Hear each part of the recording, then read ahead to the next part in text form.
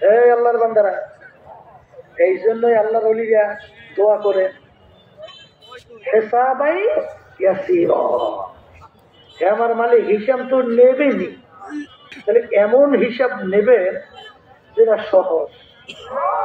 সহজটা কি? এই বান্দা বান্দি কি নিয়ে আসছো, খালি আপনার হুকুম অনুযায়ী, আপনার নবী রাসূলের তরিকা অনুযায়ী, সাধ্য অনুযায়ী চলার চেষ্টা করি, তারপর আসছি। আমি তো সব জানি, আমি সব চেষ্টা করছো, করছি, যা মা যা মা।